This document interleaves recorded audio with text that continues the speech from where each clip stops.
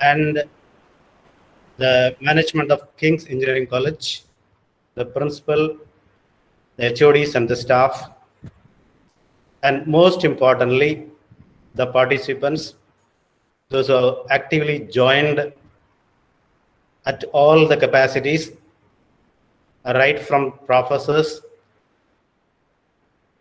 research scholars, students, and all walks of different educational career. So it is my immense pleasure to welcome you all for this session. The topic of the day is shock quiz, a potential tool to influence phase transformations in materials. Shock quiz. Yes. Sorry for the interruption. Yes. Why can't you go for the slideshow mode? It is not in the slideshow. Let me.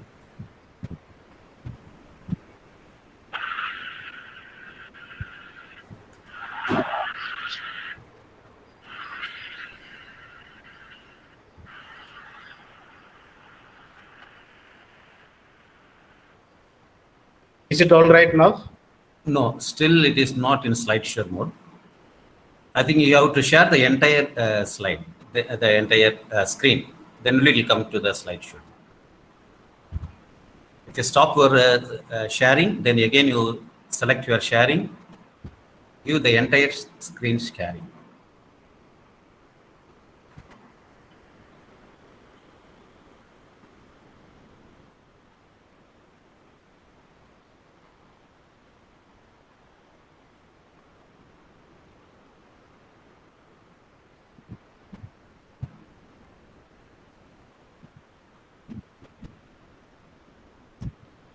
Is it all right now? No, still it's not visible.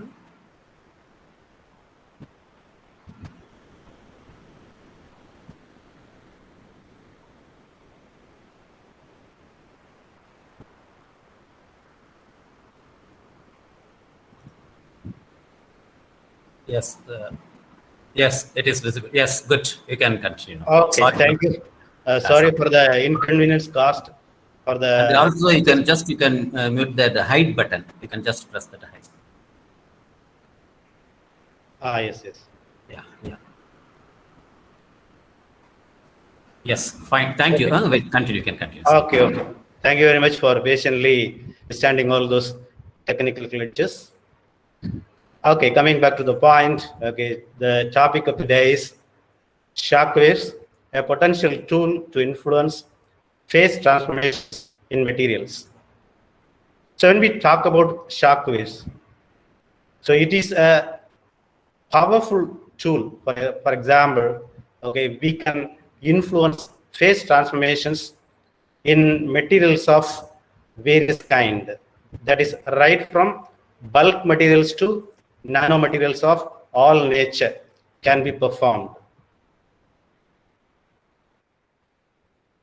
The journey of 1,000 miles begins with one step. Of course. So everybody has a destination to reach. A position of pinnacle of a point, whether it is in research or an educational career, whatever your destination is, your journey has already begun. It may be 1,000 miles, but it starts with a single step. So I hope that everybody is taking continuous steps. So when we go ahead, it is very important to take step at least one each day. Step by step, you can reach the destination.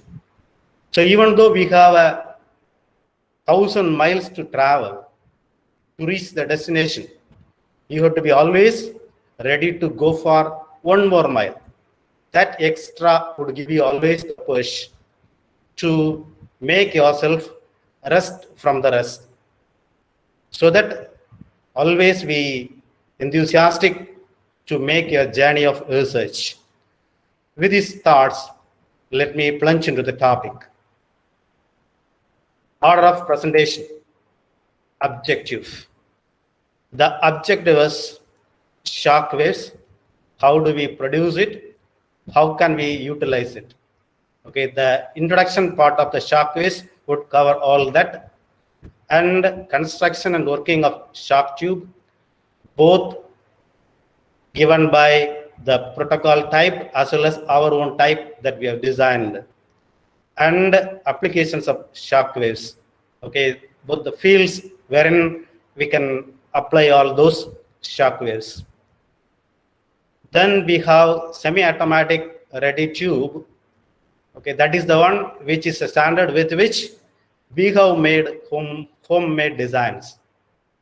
Then with the homemade designs, the shock waves produced will go to the phase transformations that are produced in materials. And at the last part, it should be the conclusions. Why shock waves? So you may have a doubt. Why should we go for shock waves? So shock waves have the immense potential to know about materials which are in highly fluctuating environments. Okay, that we would elaborate. To start with, we would start what are all shock waves. What is meant by a shock wave? Shock waves are produced by sudden release of energy. So that we could see in nature, while there is explosions, volcanic eruptions, bodies moving at supersonic speeds, all those are the examples. More than that, okay, we can have avalanche and impacts resulting in sudden collision, all that can cause. Now, how we could have the impact results? The origin of universe, Big Bang theory, you could have heard about it. There was a sudden explosion, so that the origin of life itself started in the universe because of shock waves.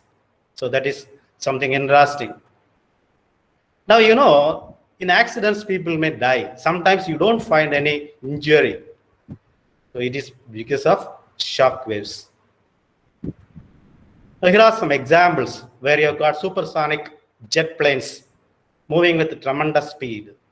When they move with tremendous speed, it is creating enormous amount of energy backlog. This would release a sudden explosion of energy in the form of shock waves. These are the photographs taken by the shock waves produced by supersonic jet with a high resolution camera with ultra fast. Okay, the first one is taken for 90 microsecond. The next one is for 109 microseconds. Shock waves. Now we'll go for in a detailed way. Sudden release of energy within a span of the time that is within microseconds will result in the formation of shock waves. When we talk about shock waves, these shock waves are generated by two main possible ways. One is by natural means, the other is by artificial means. When we talk about natural, it's earthquake, tsunami, thunder, volcanic eruption, and you can have avalanches, like that it goes on. Artificial, we can make it ourselves in a factory or a lab or at home conditions, wherever you can. Where we have got again two different types. One is uncontrolled, other is controlled. So when we talk about uncontrolled, it is bomb blast, space vehicles, supersonic flights, all those that we make artificially, artificial machines. Controlled in the sense, we will be making it in the artificial way, very much controlled, so that control is with us. Okay, so on our own will, we can control the shock waves that we want with the equal measure that is required for the purpose. Now, when we go to the broader spectrum of why shock waves, so even if you take a supersonic vehicle, we have got several materials that is to be used, especially crystalline materials based on electronic materials, So when we have these materials in this conditions of highly instability, so these materials have to withstand those conditions. That can be checked right in the laboratory of those materials when we have got shock waves on our hand that we could control. Now, when you have got crystalline materials, how these materials would behave, that we can analyze the effect, all that in detail, so that it is possible for us to understand the behavior of materials in those extreme conditions. Then the next one is, when we have the properties of materials known, that is to be controlled, we can expose it to a different formats of shock waves with thermal, mechanical, as well as pressure, so that we can know the property. It is also possible thereby to tune the property, to tailor the property, so that we can use those materials with suitable characteristic nature for specific applications. That's very much possible. Now we will come to the topic of shock tube. What is a shock tube that we can have it at our laboratory so that we can control it? Okay. In short, shock tube is a device which produces shock waves. Okay, the tubes which would produce shock waves can be termed as shock tube. What are the major sections that we have in a shock tube? It has got three prominent sections. One is driver section, the other is diaphragm section, the third one is driven section. The driver section, we have the working substance. Typically, it can be a gas or air. Now, we would give tremendous pressure to that, so that when the critical condition applies, the diaphragm would be broken or damaged, so that the shock waves would emerge. It would emanate from this diaphragm section, so that it would move through the driven section.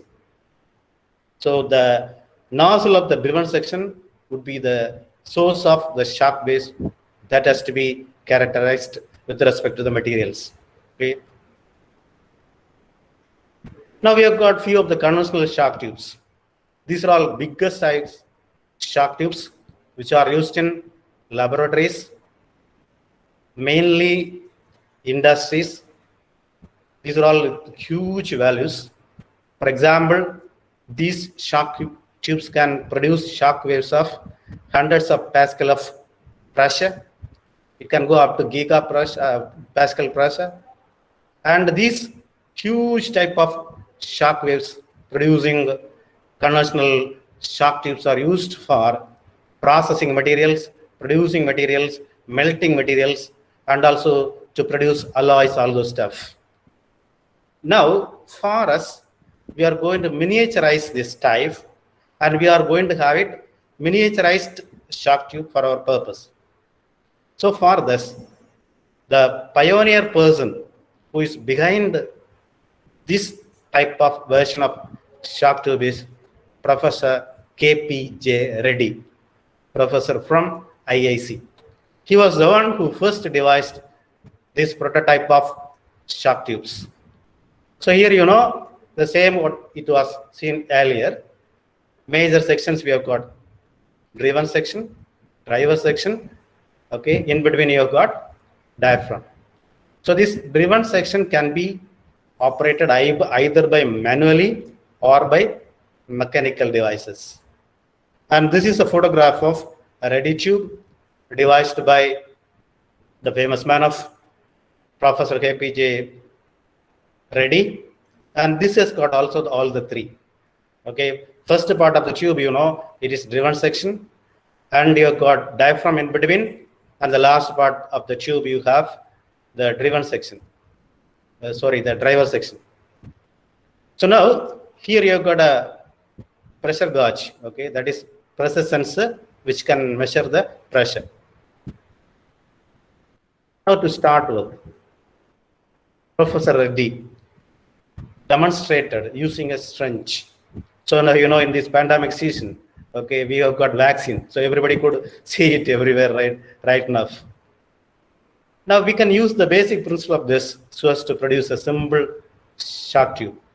So it has got again the same, plunger, the piston right hand side, and the tube, where we have the piston can be acting as that of the driver section.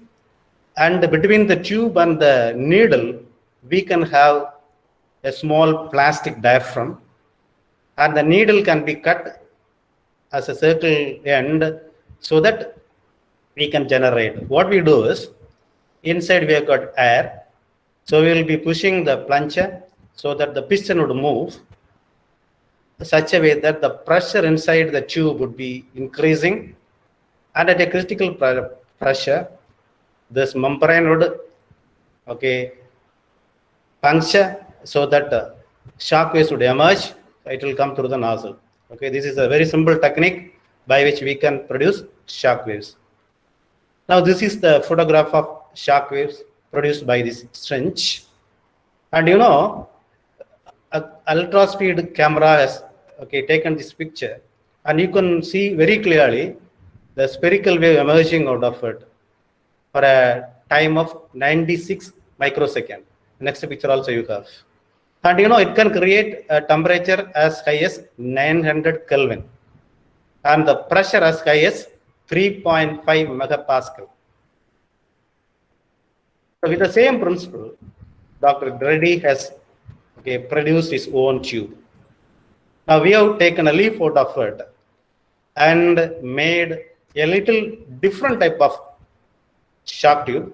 How it is different is, here it is piston driven shock tube.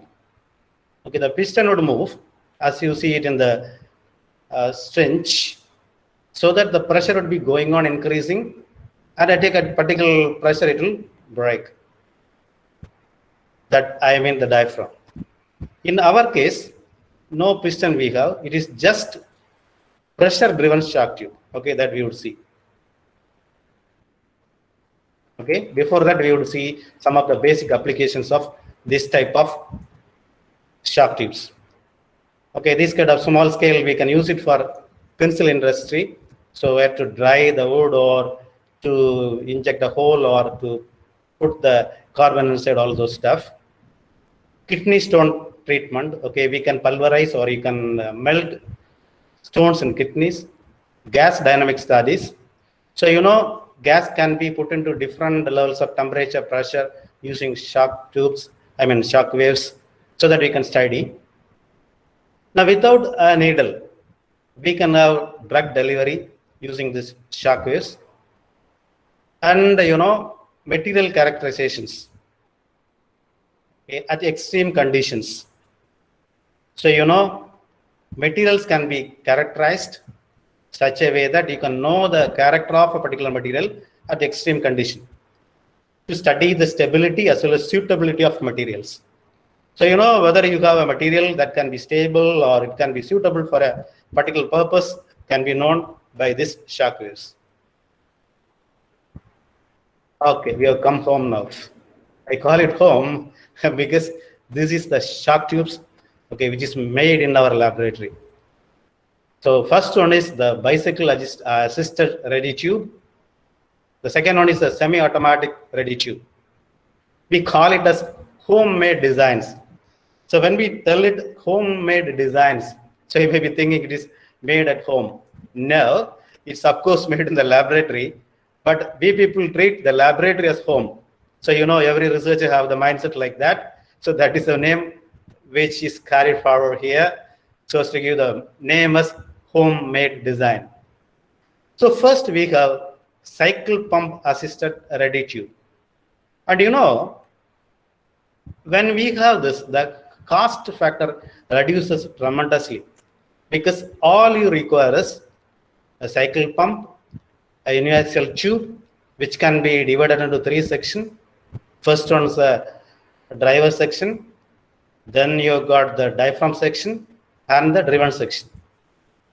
And you know, there will be a diaphragm that is clamped here with a clamp, and you will be going on pumping the bicycle pump so that the pressure will be going on developed right inside the coaxial tube. As the pressure mounts and mounts and mounts, you know, it will reach a critical condition. So at that condition, okay, the diaphragm would, okay, crack, so that with a very high pressure and temperature would emerge simultaneously, okay, all at sudden in microseconds, so that shock waves would be released.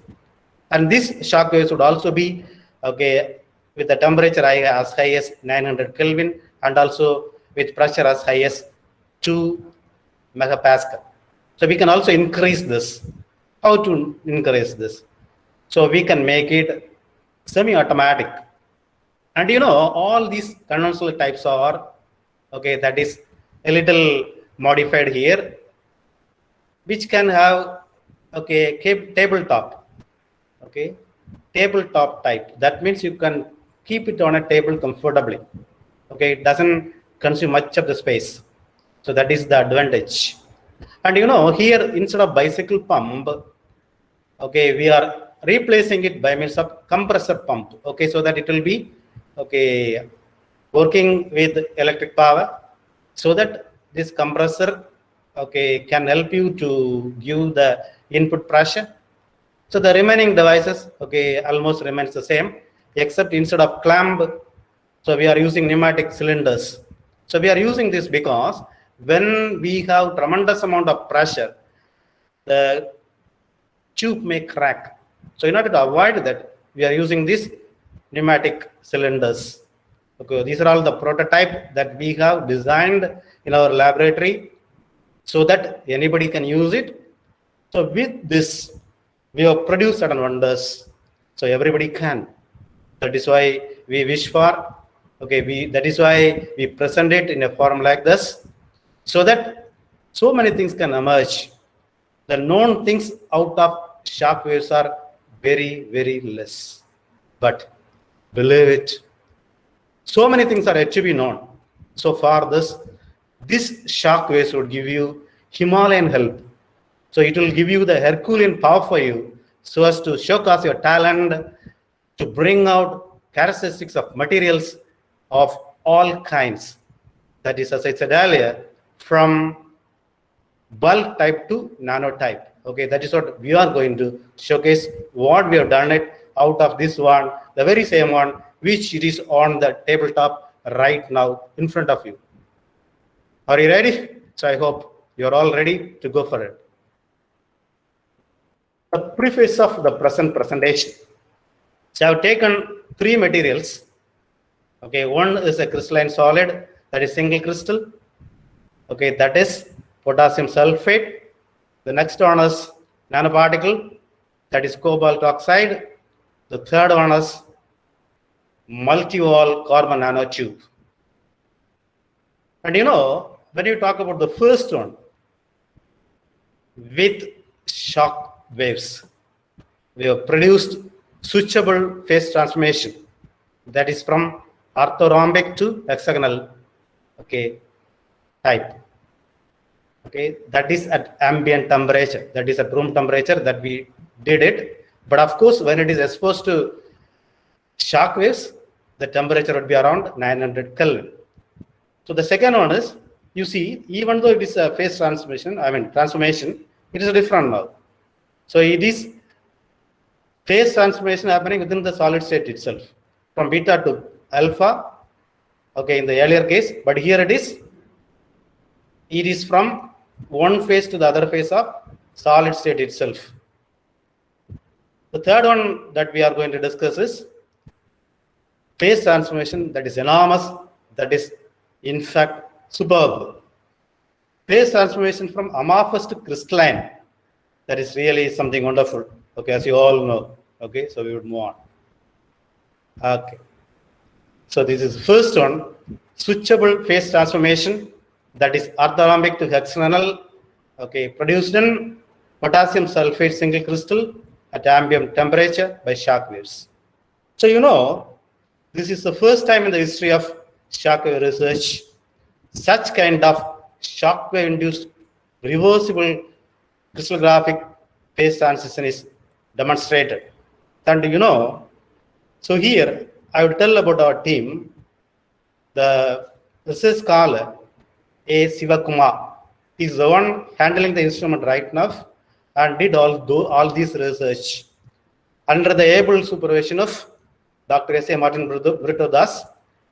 And we are all as a team doing certain amount of work in every capacity so as to make all this work possible. Now, the schematic diagram of the shock tube that we use, that is given here, you can see it. So here, the semi-automatic type that we used it. So you've got air compressed, which is sent to this driver section. So when it goes inside, the pressure would be building. When the critical pressure arises, the diaphragm, ruptures, so that the shock wave is emanated and it is going through the driven section. And this is the sample holder where the exact single crystal is placed. The crystal, you could see it in the diagram in B. So that when it is suddenly exposed to this shock wave, it is making these transformations. And in this particular case, the Mach number utilized of the shock wave is 2.2, and the transition pressure is 2 megapascal, and the transient temperature is 864 Kelvin. Now, if you look at the XRD diagram, so this is the control one, it is the beta phase, SO4. When you give the first shock, you see the change. There is suddenly a change of orthorhombic to hexagonal. And even though it is not a highly ordered phase, a little disordered phase, but definitely it is very evident from the crystal data, XRD data, that it is in the phase of alpha K2SO4. And when you give the second shock, you immediately see that the old phase is retained again, that is orthorhombic. And all these three are three different crystals. The control one, we have it without any shock wave exposure. And the second crystal, we give one shock wave. And for the third crystal, we give 2 shock waves. And very clearly the crystal data gives you there is a change in crystalline phase that is from orthorhombic to hexagonal, and at the second shock, it is coming back to the original form, that is beta K2SO4. And the mechanism that is behind this phase transition is rotational order and disorder of sulfate ionodes. Now, Raman spectroscopic analysis. So this analysis also very authentically affirms the phase change. So if you could see the fingerprints of the conventional Raman spectrum, for beta phase, whatever it has to be there, exactly it is there. And when it is changed to alpha phase, it is again, as it is in the control retained, that you could see it very clearly. So now, this Raman spectra, clearly emphasize that there is bond breaking, which would give rise to rotational disorder, which in turn would give the required phase transformation. That is, shown here, that is orthorhombic to hexagonal structure. So now, this type of transformation can be termed as Marsandic-like transformation. Now, what are the changes that we acquire in optical properties that we see here now? And you see here for the control, you have got a particular transmittance. When we give the first shock, it is decreasing. It is not a highly ordered crystalline nature, so that it is automatically decreased. And when you give the second shock, it not only retracts to the original phase, but also with a higher increase in transmittance. And when you take the cutoff wavelength, for the control crystal, it is 250 nanometer, whereas for the first shock, it is making a shift from 250 to 315. That you could see it in the graph. And when we see the band gap energy plot, here also it is very much reflected. For example, if we go for the first shock, you see the band gap is the least, okay, that you could see here. And it is, okay, appropriately reflected in each of the, okay, control as well as first and second here in this particular graph itself. Okay, so this kind of lower order band energy gap, okay, would provide higher electrical conductivity because of high electron cloud density, okay, as well as electron moments of tetrahedral of this sulfate, you know it. Now we'll go to the second one. Okay, this is shock wave driven solid state phase transmission from cobalt oxide up, okay, to a different solid phase. And when we talk about this, okay, here again almost the same team. Now here again, this is the first report for molecular phase transmission between these two solid phases, okay, achieved by shock waves. And it is a proposed mechanism is here. Okay, we will see it in detail in the next part. You see the XRD pattern here. Now you have the conventional JCPDS, okay, for both the phases. That is for CO3O4 nanoparticles as well as COO nanoparticles. And right hand side we have what we have got it. Okay, first one is the control one. Second one is for 50 shocks. Third one is for the 100 shocks. And the fourth one is for 150 shocks.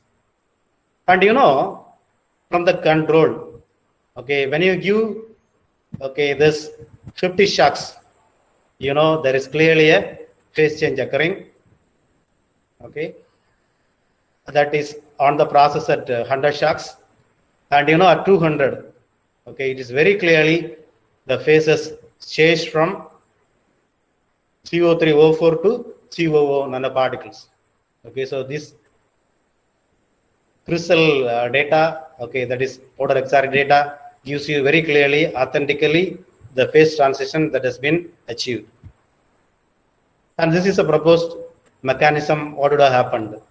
At the first stage, okay, you got cobalt oxide as it is. And while it is shock waves loaded, their oxygen vacancies are created so that, at the third stage, you have got next phases arrived at. And Raman results also, okay, focuses, okay, this changes conventionally showcases now. Okay, you got the characteristic corresponding Raman band, okay, appears at 673 per centimeter, it. And as you travel towards that, okay, you would see clearly a shift. Okay, so there is a lower frequency shift that you see it because of the changes that is happening in this, okay, the local symmetry, and there is a reduction of octahedral. That means you've got cobalt 3+ ions, okay, are reduced to cobalt 2+ to the tetrahedral, okay, so that these things happen, okay, while at 50 shocks loaded. Some analysis, and this is a very clear indication of the changes of phase that is occurring in our case. So in the control, what it is here, and also 50, you could see the changes happening, and the shapes, okay, in C and D you could see it very clearly, octahedral and also the tetrahedral. Okay, the shapes it is marked over here, you can have a look at it. And as far as the particle sizes are concerned, you see here the values are changing, okay, on the higher side, then again come to the lower side, okay, that you could see it very evidently from these images. Now you have got okay, meter results. So it is the vibrating sample magnetometer results. And at 50 shock itself, okay, there is a tremendous change. Super paramagnetic structure is changed into paramagnetic structure. So this is due to the effect that we call, okay, size, okay, that is so-called size effect as well as shape effects that is occurring as you have seen on the SEM image diagram. This change of super paramagnetic to paramagnetic happening. And you see here, there is a change that is continuing. And as you look at the, okay, 150 graph, you are finding again tremendous change. Again, it is retracted from paramagnetic to super paramagnetic nature. So here again, not only you got phase changes happening, but also you got magnetic, okay, effect also gives you the magnetic phase transitions very clearly through these results. I will move to the last one. That is phase transformation of amorphous to crystalline of multi-wall carbon nanotubes by shock waves. And here also we are the team, okay, those who are, okay, now presenting it together, even though I am a single person, okay, it is a teamwork, as you all know it. And for your information, okay, it is also astonishing that this is also the first report, okay, in terms of these shock waves producing a phase transition from amorphous to crystalline. Okay, so this is the, okay, proposed mechanism that you would see it later a little clearly. But you see here, wow, what is the result that you could get? You see the control, it is perfectly amorphous. And you see at the 150 shocks itself, okay, you've got crystalline formed. And you see here, there's a tremendous change when you see here 200 shocks, 300 shocks for you. For example, here, it is given 300 shocks. You go, the planes are very clear. So you have got a very clear crystalline structure formed, okay, with the crystalline planes 200 and 100. Okay. So now the nano, okay, tube, that is this multi-wall carbon nanotubes, okay, which were purchased from South Korea, that is Carbon Nanomaterials Technology Cooperative Limited. So it's a standard one. So the results are also very authentic. And this is the proposed mechanism of the phase transition. So you know here, okay, it is because of the induced artificial nucleation occurring because of the effect of shock waves, okay, that is termed as hot spot mechanism. So generally, this multi-wall carbon nanotube is amorphous in nature, so that it has sp cube hybridization, whereas carbons usually have sp square hybridization. Sometimes you may have a mix of both hybridizations, okay, that is of sp3, that is sp cube as well as sp square, okay. So now because of this, okay, you've got a short range amorphous pockets that you could see here, but when you give this shock waves, it is enabled, and you see here pure crystalline nature is being, okay, brought when it is making a transformation from sp cube to sp square. Okay, that's what it is shown here. And you see here the Raman analysis. Okay, it is very clearly, okay, reflected here in the Raman mode as well. And you've got the Raman modes. If you check it now, it is very clearly improving the Raman bands. If you check, it is enhancing. Okay, if you especially check the D bands and G bands, okay, there is tremendous improvement. And at the G band, the E23 mode represents sp square, hexagonal carbon atoms. Okay, so that you could see it in your, okay, this normalized Raman intensity of the typical fingerprints.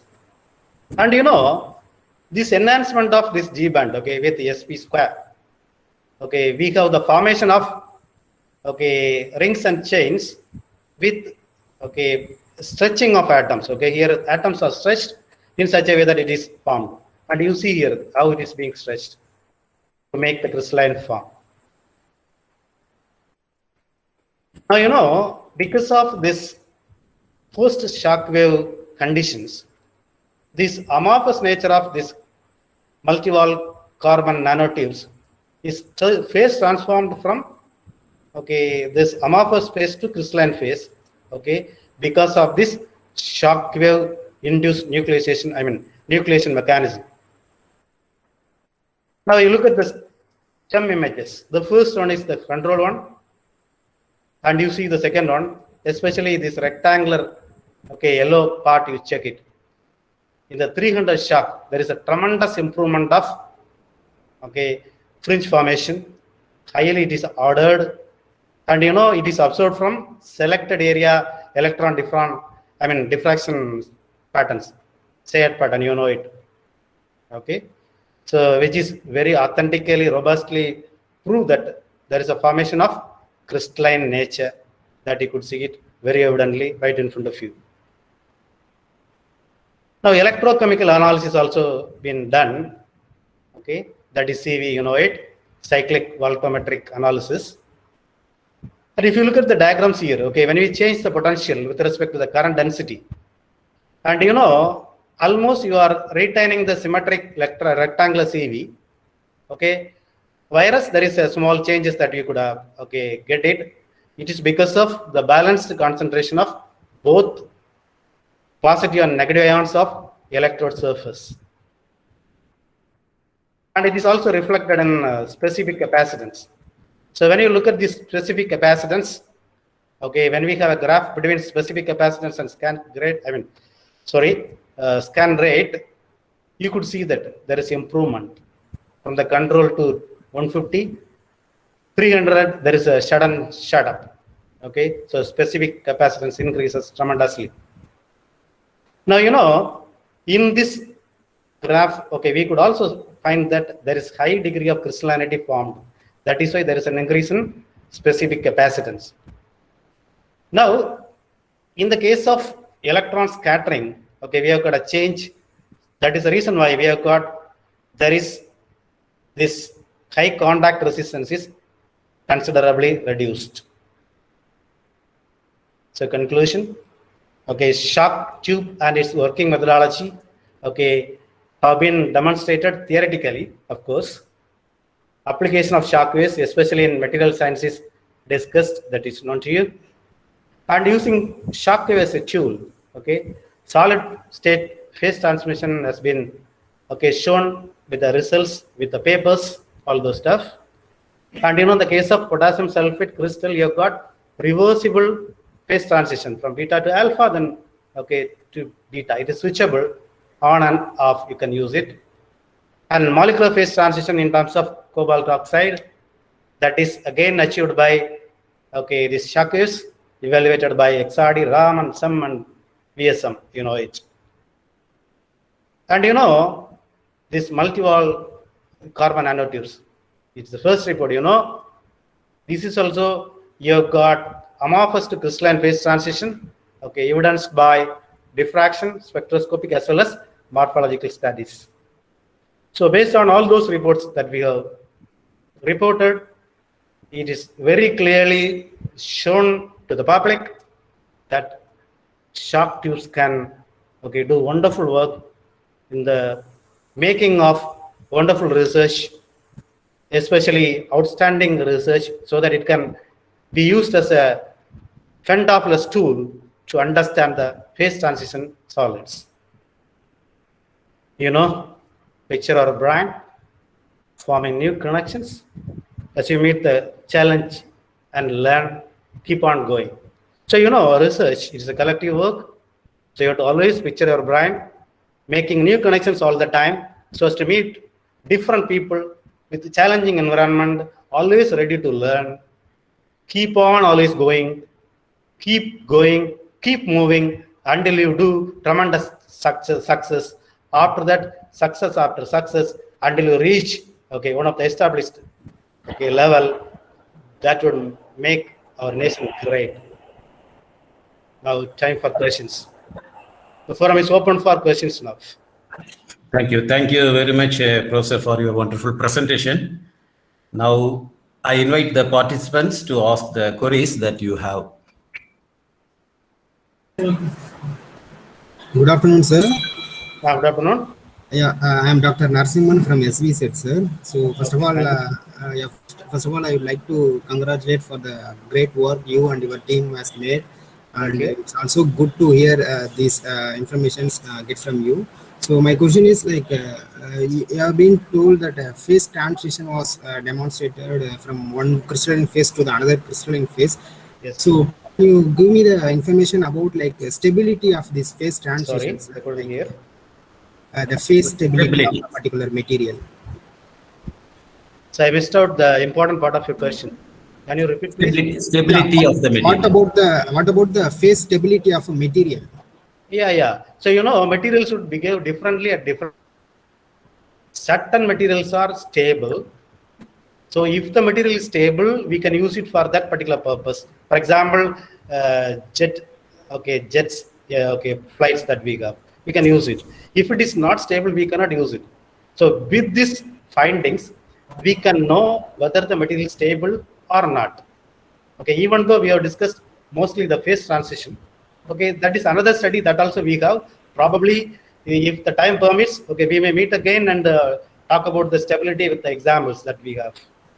Stable materials as well as unstable materials. Yeah, okay, sir. Then another question is, any possibility to tune the electronic properties of a material through shock wave treatment, sir? Yes, of course, we have done it. Okay, for KDP also we have done it. Okay, so it is very much in the literature. So if you Google it, okay, our team's results are there very much for you.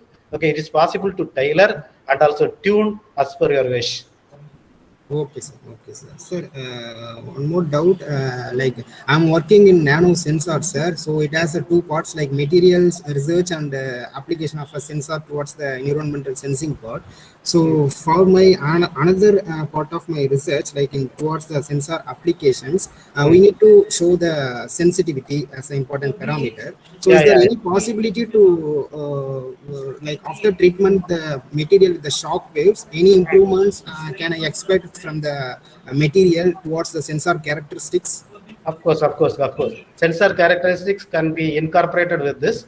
Okay, probably with your own sensor that you are making, we can use it and study it and check it. Probably make a collaboration also if possible. We are always welcome for that. Yeah, yes, sir. Most probably I will contact you regarding these things, sir.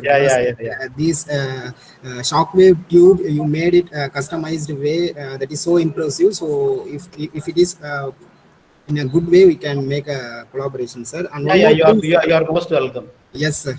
And one more thing, sir, is this because of like a shock wave you have been given to the material, so it obviously creating some phase transition and different properties can be exhibited. So is this because of sudden pressure which can be emanated from the shock wave tube or temperatures, sir? Both simultaneously, pressure as well as temperature. So simultaneous temperature of around 100,000 Kelvin. And also, our case, it is around 2 megapascal. Yeah, 2.2 simultaneously evolving. Okay, sir. Thank you, sir. Thank you for the answers. Okay, thank you for the wonderful questions. I exactly love and congratulations for the professor who has made all these questions. Yes, sir. Thank you, sir.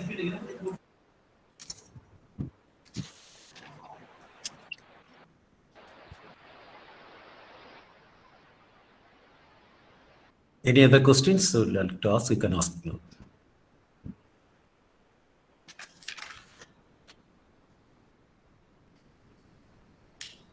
So what about the electronic structural stability? So electronic structure and stability, that is also been studied for various materials. Certain materials are relatively stable, whereas most of the materials are not stable. So stable materials are very few that are discovered so far. And we require your help, especially those who participated here and also outside, to find out more and more materials using this technology, so that we can help for the industry so as to make more stable materials, especially the synthesized new materials that everybody has, can be studied using this. Okay. So you are studying with respect to the band gap energy or Yeah. That can also be tuned. Okay, so that you have to find out accordingly. Okay, making use of the materials in this particular experiment. okay. Now, which factor plays a major role, either the particle size or a lattice disorder for your case, in your case? Yes, of course. Which factor plays a major role here, sir? No one Yeah, will give- definitely. That's what. Okay, that's it. It is interesting field that it is emerging field. So many things are hidden. So we need to find out further and further. Okay, all the characteristic changes are happening. So certain materials are vulnerable to make it. Certain materials are not. That we can identify. Okay, fine. So sometimes there is a reduction in grain size may takes place. Yeah, definitely. Whether it changes the cell volume and the cell volume. Yeah. In our cases also, okay, we have got changes in cell volume and changing the molecular structure as well. So once it changes that, then the properties could changes. Yeah, definitely, of course. Yeah. But you are concentrating only on the withstanding power of shock waves. No, not everything. This is Yeah. only part that I was presented today. But as Okay. a whole, we are studying every possible changes that is happening because of shock waves. Good. Nice. Thank you.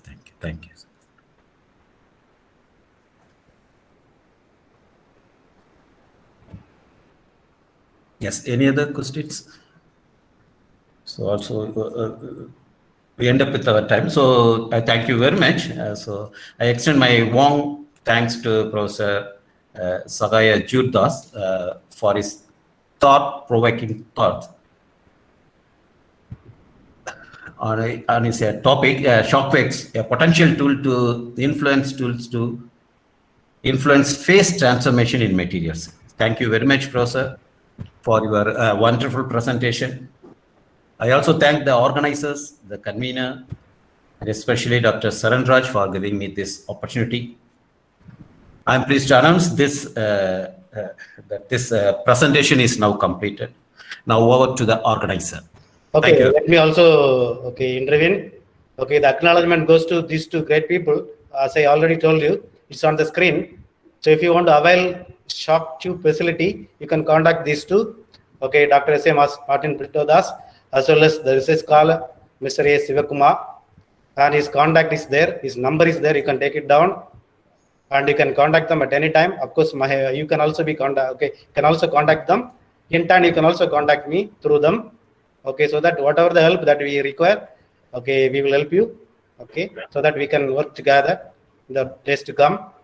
And let me take this opportunity to thank one and all present here actively and ask those questions, especially both the managements and the people those who organized this wonderful conference. Okay, and also the convener, Dr. Saranraj. With this, okay, let me give a big thanks to all of you, and thank you all. See you once again. Thank you, sir. Thank you. It was really a delightful experience. It was really a delightful experience in listening to Dr. Sagaya Juddas. Thank you, sir. On behalf of the organizing committee, I extend my special thanks to Dr. R. Robert for being the chairperson. Thank you, sir. Thank you. Now we are entering. Thank you, sir. Thank you. Thank you. Now we are entering in the last technical section